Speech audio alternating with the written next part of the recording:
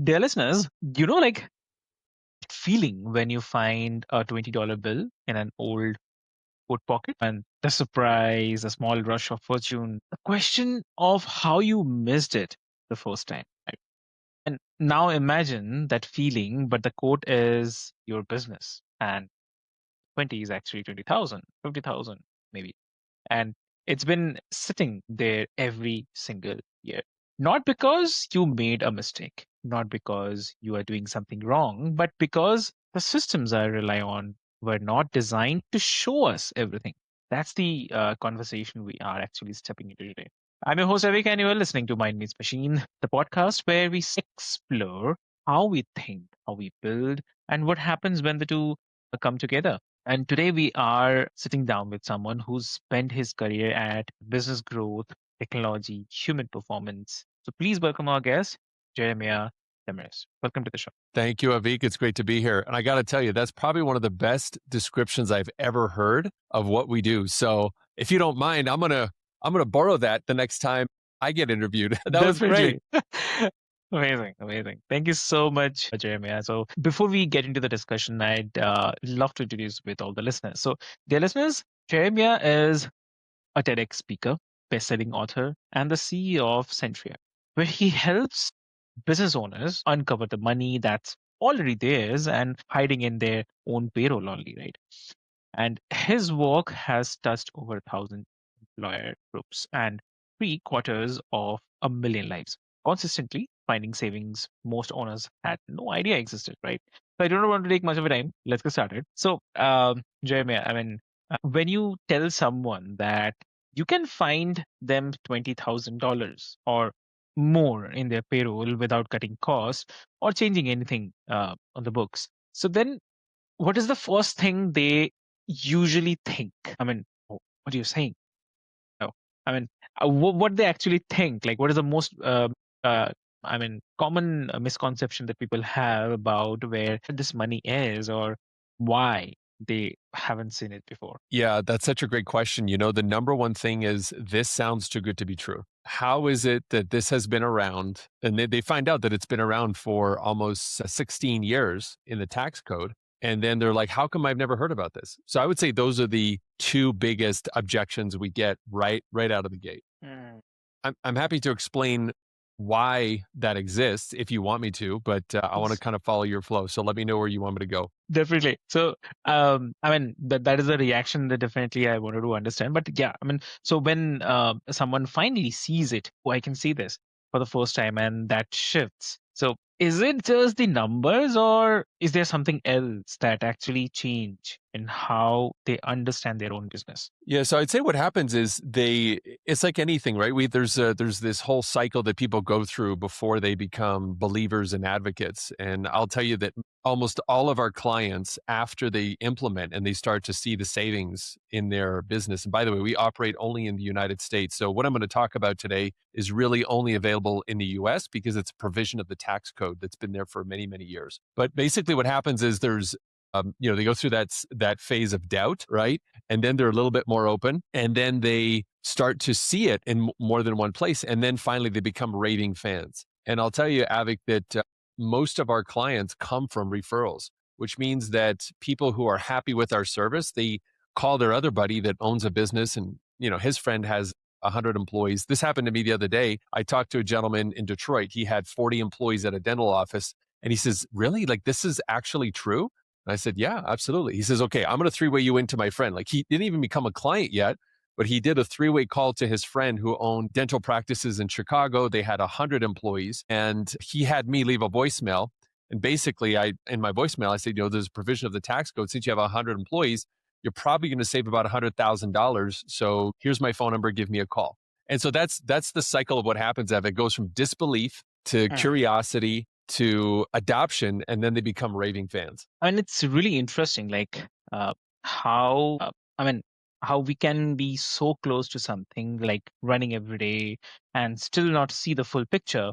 There's a kind of I believe institutional blindness that comes with systems that we didn't build ourselves, systems we just inherited and trusted? I mean, correct me if I'm wrong. Absolutely. I mean, it's like anything in life, right? We get used to the things that we see every single day. So what happens is most employers, you get used to processing payroll, and when you run payroll through companies like ADP and Paycom and so forth, you get used to seeing the amount of FICA tax that you're paying, and that number seems to be fixed, and you can't change it because of taxable wages are there, and the more people make, the more FICA you pay, and it's kind of like the fact of life. So But what people is it don't something? Is it the labor cost or the compliances part you are saying, or like is what? So what we specifically do look at the tax code, and we use provisions in the tax code to provide employers who have W-2 employees Mhm. with up to $1,200 in savings per employee per year. So if you have 50 employees, for example, you'd be looking at $50,000 in savings. And so we use certain elements of the tax code. Before we get into two more details, Avik, I have to give a disclaimer. My attorneys want me to say that, what we're going to talk about today is not health insurance. It's not financial advice. I'm not giving tax advice, and I'm not giving legal advice. Employers should always consult their own tax, legal, and compliance advisors regarding their specific obligations. Okay, we made my attorneys happy now, so we can talk about anything else, how this Yeah. works in the US, and who it's for. No, that's correct. Yeah, and so you have worked with thousand employee groups in at this point, and so when you look across all of that, what do you see? I mean, what are the deeper patterns you see? Like, what causes this kind of money to stay hidden, not just in Mhm. one company, but across the industries, across years? Yeah. I would say that there's a couple of factors. First of all, in the United States, there's roughly in the baseline statutes of the IRS tax code, there's up to Hmm. 7,000 pages, right? And if you include administrative rules, federal tax regulations, guidance, the total gets to like 75,000 pages. So what business owner has time to sit down and study all of this? Right. So that's number one. It's very complex. Number two, most business owners trust who do they trust for their taxes? Their CPA, right? Hmm. And so, what is the mindset of a CPA? A CPA is there to help file taxes, organize, perhaps help you with payroll. And most CPAs today are only in business to do your taxes, like make sure your books are clean, make sure that everything's organized, file tax. CPAs are not naturally incentivized to find ways to ethically use the tax code in order to help their clients save money. And that actually comes from my own story, Avik. Like I've been in business for 15 years on my own. Prior to that, I was in two different companies. And when I launched my own company, I had to go through, I was actually the guy who I hired a CPA, and it was very hard to get any tax saving ideas out of that CPA. So Hmm. I bought books, I bought courses, I would go online and I would ask people, what can I do to save money? And what I noticed, there was a pattern. I remember my first CPA was Trisha. I worked with her for like, I don't know, 6 or 7 years. I was the one bringing her ideas. Like, hey, Trisha, can we use this strategy called the Augusta rule, which, saves me all this money? Oh, yeah, sure, we could do that. Hey, Trisha, can we go ahead and use this? Hmm. And it wasn't until I found my most recent CPA that I realized, oh, there's some CPAs out there that actually look for ways to save taxes. My most recent CPA brought me an idea that saves me $260,000 in tax. And so that's the second reason, Avic, is that most CPAs just aren't wired to look for ways to save money. So we actually partner with CPAs. We love working with CPAs. Our program was actually just approved by a group called the Due Diligence Project, which has over 1,000 CPAs, which do peer reviews of different programs. So there's a small group of CPAs that actually look for these kinds of strategies that are ethical, that are fully compliant with the tax code. And so those are the CPAs we like to work with. So I would say, Avik, those are the two main reasons why people just don't realize this, right? The one, it's complex, the tax code. Number two, the people they trust as their advisors typically aren't wired in order to find things like this. They just want to do the returns, make sure the books are good, and then move on to the next client. Interesting. That's really interesting. And so, and obviously, it makes sense that we optimize for what we measure. And if the measurement tools themselves are incomplete or misaligned, we definitely end up solving the wrong problems, which is really efficiently. So, as a business or for a business owner who is listening right now, maybe so. someone who's never thought about the payroll as a kind of place where money might be waiting, right? What does this actually show up in their everyday life? What do you have to say? Got it. So how did the savings show up? Is that what you're asking? Yeah.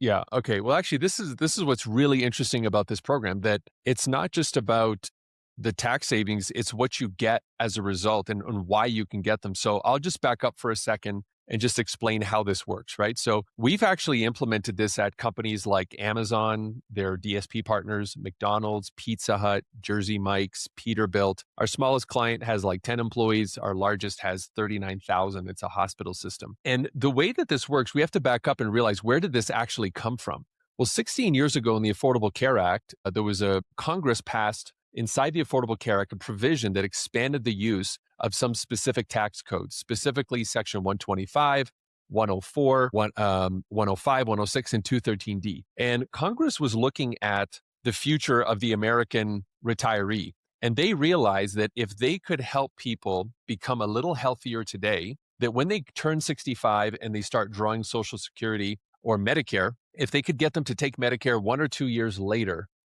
it would save Congress billions of dollars. So it's kind of like making a $1 investment today to save $10 in the future. Because the healthier we are today in terms of prevention, the healthier we're going to be, and the less cost is going to be on the American healthcare system when we go to take Medicare. So that was the reasoning. So what they did is they said, okay, who can we incentivize to start being healthier? And they decided to incentivize business owners. So they created a law that allowed business owners to get a FICA savings, or if they were providing to their employees health and wellness initiatives so that the employees got healthier. So that's the essence of the program, right? Now I want to get back to your question. Your question was, how does this show up? Okay, well, the premise of this law is that it gives wellness programs to employees so that they can actually feel better. So we have 9 wellness benefits. And so our program, for example, we've been offering this for over a decade. And depending on the program that a business would qualify for,